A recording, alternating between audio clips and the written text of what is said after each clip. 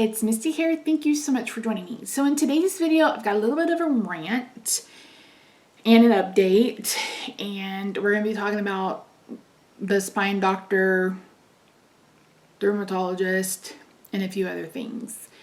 So if you're not interested in that I would skip it. Then that's literally what this video is going to be about. It's going to be an update about what happened with this neurosurgeon. It's going to be an update what happened with, the PA for the rheumatologist. There's going to be several updates. I'm not weighing in this video. I've decided to do weigh-ins once a month, so I'll weigh in for you guys at the 1st of February. But I just I need to vent, number one, and I also want to get you guys up to speed. So I want to say the last time we talked was my year weigh-in. I set some goals, and we kind of talked about what happened with the neurosurgeon's PA. I think I mentioned the PA for the rheumatologist. So I, with the rheumatologist PA, I told you she did some kind of exam, and I had started feeling pain.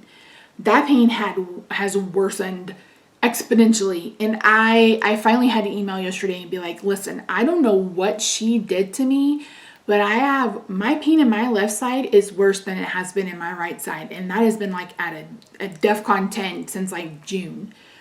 And it's like, I want to say it's in the SI joint. And if you're unfamiliar, those are the joints. They're not supposed to move. They're like below your spine, kind of by your hip bones. And these are the ones that's supposed to keep you upright, like stabilizes the body. And I've had some swelling in that area around it. So I know there's a lot of inflammation, but that literally keeps me from moving. Like moving my leg, getting up and down out of bed, getting up and down out of a chair, walking. It's impacting everything. And it wasn't last night, but the night before, we have 3 windows in our room, and one of them, our bedroom, and one of them is is a big one. And Roxy likes to sleep in either one of those. And sometimes when she jumps down, her tail will catch the blind and it'll make a little thumping noise. Well, when I woke up, I heard to me, it scared me because I thought maybe she had got tangled up in the blind and she was like being smothered or something. So when I just jump up out of bed and run over there, and she's like throwing herself at the window because there's a cat right outside the window that will not leave. I've never seen her act like that before. Like she was gonna tear his ass up. She was on a mission. So I got her to calm down, and then he walked, and then the next thing I know, looked to my right, and he was right outside that window, and she went over there and started the same damn thing, and I was like, oh my God. And finally he ran away. But I jumped up out of bed, and that was not a good idea. And yesterday was awful. Like pain was just out of bounds. So she messaged yesterday and said that she said, you either need to go to the hospital. She's like, especially if the pain is radiating. She said, or you can start, try a steroid pack. And I said, let me try steroid first, because I think it's just it may just be a lot of inflammation. Because again, that bone's not, like those joints aren't supposed to move.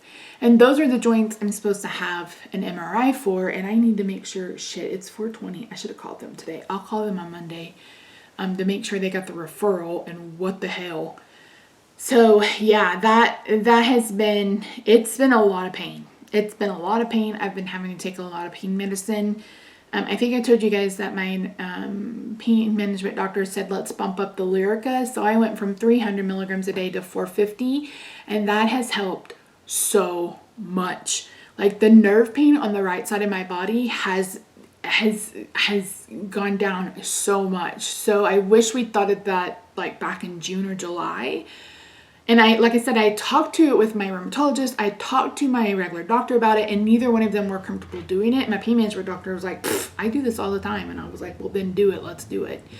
But she also said if I was still experiencing a lot of pain and one pain pill wasn't cutting it, we could bump up to 2. So I have been taking 2 acetaminophen 3s when needed. I try to stay at 1, and I get up and I try to do everything before I have to take a pain pill, which is probably not the right thing to do. But I just don't want to take, like, I hate that I even have to take them, but sometimes I have to take them. I definitely have to take them before I go to bed, because getting in bed, getting out of bed, being in bed is so uncomfortable lately. So that's what's going on with the rheumatologist. I was like, she did something. You guys are going to have to fix it. So we're going to try first with a steroid pack. I didn't start it today because we just got it. It's almost 4:30 as I'm filming this. And you have to take 6 pills on your first day. And I'm like, I'll just start it in the morning. My issue with steroids are either they make me have really bad dreams, or they keep me up at night, or they make me have hot flashes where I just get so hot I can't cool down. There's also some that like make me have no appetite, and there's some that make me have the worst appetite. So I don't know exactly which one she sent, and I don't know if it's something I've had before. So I'm a little wary about that. But I told Rob, I was like, what are they going to do for me at the hospital? Nothing. They're going to give me some morphine and send me home, and I don't want that. Like, no. Now, maybe if they would give me Toradol and that would calm down the inflammation, maybe. But I want to try the steroid first. So that happened, and then I was supposed to see the new endocrinologist on the 6th, and I was supposed to hear back from the neurosurgeon's office that week. That didn't happen. I didn't see the endocrinologist either. When I woke up that morning, I was so sick to my stomach, and I called him, I was like, I'm going to have to reschedule. There's no way. And so we rescheduled for, I want to say like the 26th or something, so I see her later in the month. But my A1C is going to be bullshit because December I had 2 steroids. I'm about to go on another pack of steroids. It's going to be a lot. So Rob's like, have you heard back from the neurosurgeon's office? And I said no. And I said I didn't really feel like I would hear back from her last week because there are so many people who probably are worse off than I am, or more like, what's the word I'm looking for? They need to see them, more quickly or something like that. I don't know what word. I'm having brain recall. I'm having a really hard time with word recall. I've told you guys this. You're seeing it live on camera. So I finally heard from her on Monday, and you guys, I've said it before, I'm saying it again. I am 100% done with UT Southwestern. 100% done with UT Southwestern. I do not understand why I've gotten such a low level of care from this facility that is a teaching hospital. They're literally the University of Texas's teaching hospital, and I basically got a blow off in the message from her. So, should I pull it up? Do I have time? Yeah, I think we have time. So I had asked, we had a huge, remember, so if you didn't watch that video, I went and saw the PA because the regular doctor was on vacation. We talked for over an hour, and she basically said that I would definitely be having surgery. She's having surgery on my neck. She's like, she said he'll probably either, shave off some bone, or he'll do a full fusion and it'll go down in your thoracic spine because you have a disc there that's making contact with the spinal cord. I mean, she made it sound like it was dire and surgery was imminent. Not like I'm going to be paralyzed dire, but like there's a lot of compression that needs to be released, blah, blah, blah, blah, blah, right? And like talked for an hour. She made it sound like it was super serious and that, I needed to be prepared. This is the biggest fucking brush off ever. This is literally a shoulder shrug. And that's what I told Rob. I was like, this is literally a shoulder shrug. Like, don't know. I have to put my glasses on. Sorry, guys. Says, hi, Misty. I just wanted to follow up with you. We reviewed your image and we talked about your symptoms because of your previous infection. Asterisk that, put a pin in that. And the symptoms not being clearly from your spine, he would not be inclined to offer surgery right now. It's possible you can need one in the future, but I think we need to be a little bit more sure that the problems related to your spine, that surgery provided a benefit for you, especially since the surgery will be a fairly big one. I think we talked about a little bit about this at your appointment, but often when someone has a more complex case or multiple things that may be contributing to the same problem, it can make the diagnosis less clear. And also when you do have treatment, the result's less robust because the treatment is only designated to work in one cause. You might consider following up with neurology. I would be happy to refer you to the med spine, which is basically pain management. We have several physicians who specialize in the non-surgical treatment of neck and back pain. And I said, thank you for getting back to me. I appreciate your message. I do have some questions. I said, first, is he referencing the fungal infection I had 4 years ago in 2019? I said, second, is he saying that the compression of the spinal cord in my cervical spine is not a worry at this time? Are there not tests that I need to seek to get a better understanding of what is or isn't being caused by the compression of the spinal cord? And then I said, you won't, we talked about you referring me.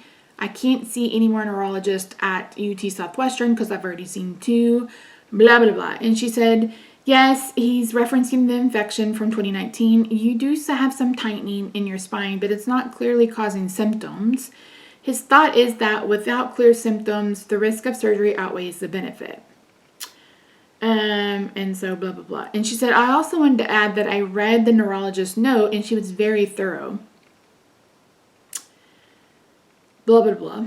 And then she said, there are some rare cases of temporary weakness that can happen after, say, a viral illness that cannot be retroactively diagnosed.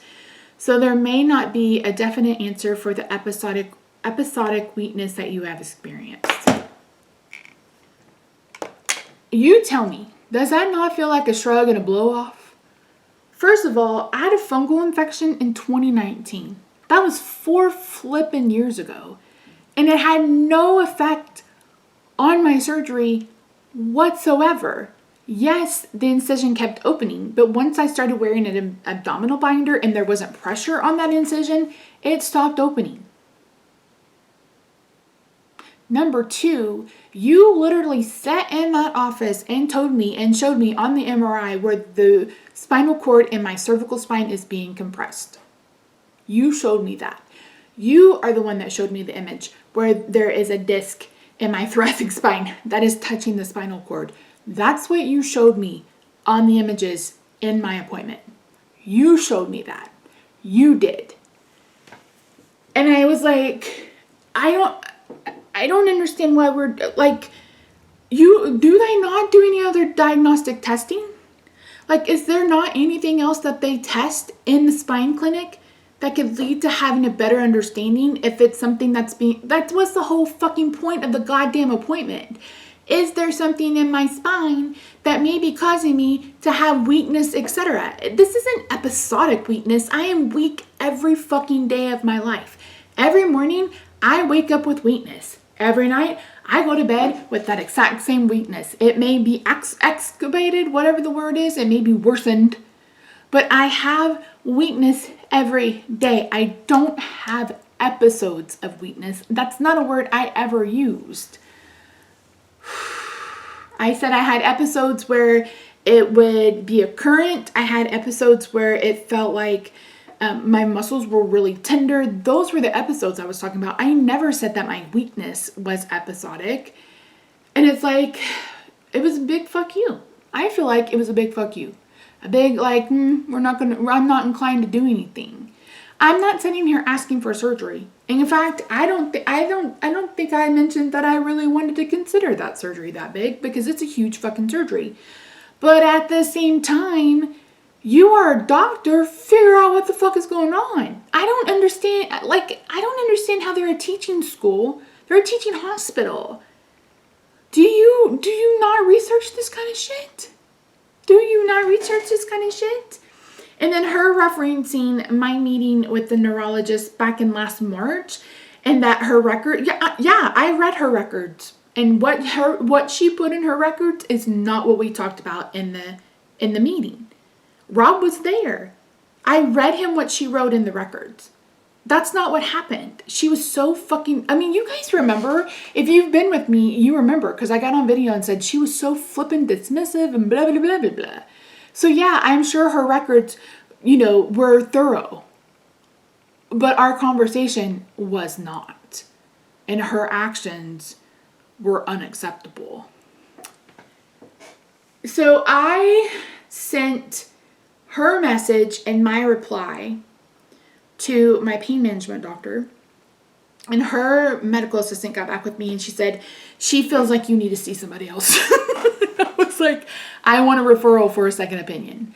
So my pain management doctor threw a name out that I said, I want someone she knows and she trusts.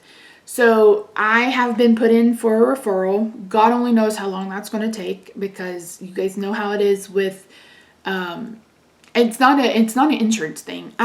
We pay for the insurance where I can literally call a neurologist and be like, can I get an appointment? So I don't have to have a referral. But in times like these where I feel like I don't want to sit down on Google and start Googling the best spine surgeon, like I did that and I was like, this is too much. I can't do it. I want a doctor I trust to send me to someone they trust. It didn't work out quite well with the rheumatologist, but hopefully it'll work better with the pain management doctor. And then she's like, she thinks you need to follow up with a neurologist. And I said, does she have somebody? Because I'll take that referral too. So at the end of the day, that was a fucking waste of time. That was a waste of time. And I don't know if it goes to show just how well they don't, like how they don't work well together, how they are not succinct.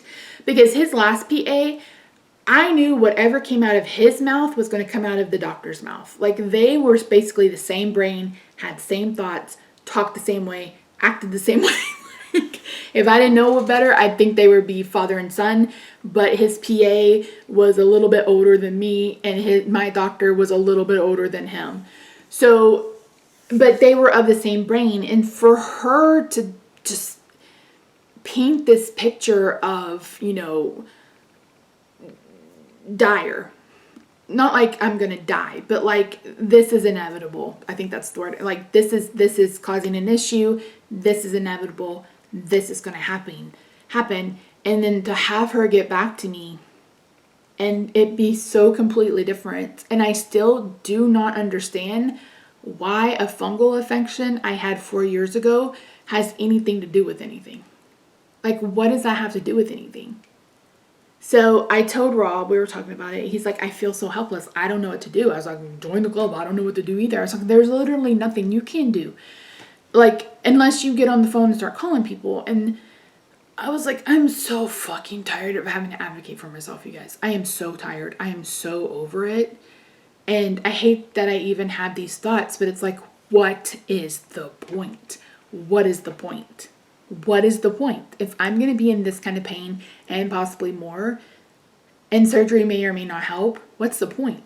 You know what I mean? Like, what is the point? So I cried a little bit, maybe a little bit. I'm surprised I didn't cry in this. I'm really surprised I didn't cry in this. Probably because I did a really pretty eye look and I don't want to mess it up. I only have a few more minutes, so I need to wrap this up. But yeah, so Deb, I know you said you've recently had surgery. If you are in the Dallas-Fort Worth area, probably more Dallas than Fort Worth, if you have a neurologist or a neurosurgeon that you love and trust who is not at UT Southwestern, would you please reach out either through email? You can email me. It's thejollyfatalf@gmail.com. That is in the description box down below. Or IG, Facebook. Can you just reach out to me and tell me who they are? Don't put them in the comments because I don't want your privacy or their privacy messed up. But yeah, I told Rob, I was like, I did not want 2023 to be, a copy of 2017 and 2022, and it said we're 2 weeks into January and it already feels like that. So I need to make an appointment with my pain management doctor and ask her if we can start facet injections again in my neck, and then I need to talk to her about the SI joint. I don't know if that's something they can treat or not. And if he can treat it, then I want Facet injection in that too. Give me all the injections. And I told her, I was like, no, wait a minute. If they would give me a shot of steroid in that area, I would go to the hospital. But I don't know if they will or not. Or if they'll just send me home and be like, you're fine. So, yeah. I'm just frustrated. And I've said it before and I'll say it again. I am not... unless you live my life, you just don't know, right? I think a lot of us that suffer with chronic illness and chronic pain have that kind of mindset. But when people are like, Misty, just live your life. I can't. I cannot. Can I wake up? Yes. Can I do much of anything else? No. I mean, even just sitting here and put on makeup, I try to do it so I have some time to meditate, etc. But it takes so much out of me. Taking a shower takes so much out of me. Getting up and down out of bed takes so much out of me. And I don't want that. I'm not even 45 yet. This isn't a life. This is not a life. This is living. And at this point, it's like, what's the point? That's what I'm trying to say. So it's not like I'm chasing down a diagnosis just to say, oh, I have, this is what I have. No, this is what I have. And this is what we're treating. And this is how we're treating it. You know, this is not working. So let's try something different. I want diagnostic. Like, I want to get to the root of the problem. Don't give me a Band-Aid. Give me the root. What is the root of the issue? Can it be fixed? Yes or no? If it can be fixed, how do we fix it? If it can't be fixed, how do we treat it so I can live a life? How can I treat it so my husband doesn't have to dress me every fucking day? Like, how do I treat it so I don't have to decide when I wake up if we have something to do, can I take a shower? I mean, that week that we had doctor's appointments every day, Rob's like, you're going to have to take a shower every day next week. I said, I know. I know. And I said, I am going to be basically worthless for that week. And I was basically worthless for that week. So again, it's not just me wanting affirmation. It's me wanting something that might help. It's me just wanting to be able to live.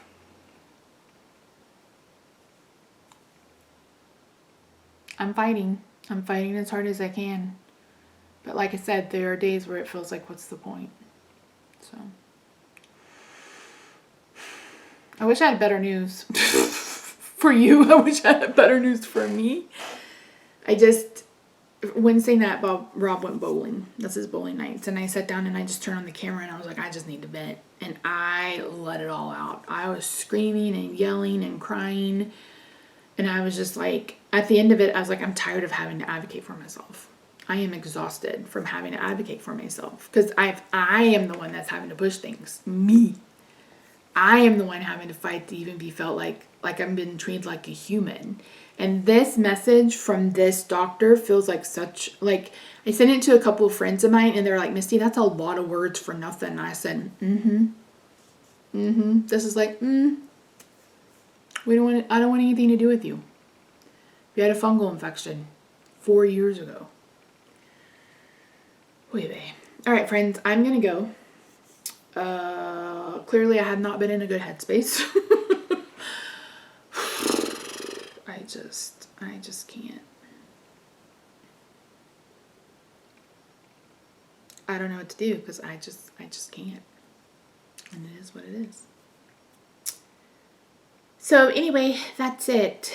Thank you for joining me. Again, if you are in the DFW area, but more like Dallas eastward, and you have someone that you love and that you trust, please reach out with them. I would really appreciate it. At this point, I'm like, do I throw a dart at a dartboard and see who it lands on? Because UT Southwestern in Dallas is supposed to be the cream of the crop. Like that, my doctor said, if UT Southwestern can't fix you, your next stop is the Mayo Clinic. That's how highly they're regarded in this area. And this is the treatment. And I am just disappointed, disillusioned, disturbed. Those are all the D words. Those are all the D words. All right, friends, I'm going to go. Calm down. It's almost 5. Rob is almost off. He's probably going to go grocery shopping. I need to go make a grocery list for next week. So yeah, I really need a nap. I'm not really sleeping well because of the hip. Because after surgery, I can only sleep on my right side or I can only sleep flat on my back. My right side gets bothersome because of the nerve pain and stuff in my right leg, but laying flat on my back really bothers the left part. And it's like I can't get comfortable. It's just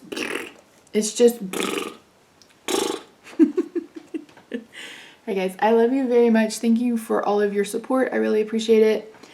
Here's hoping that February is better and I get in a headspace so I can start vlogging with you guys, and just that the next update I have something a bit more constructive and not necessarily maybe constructive, but just something positive, because I feel like I haven't had any positive in a hot minute and I am overdue for positive.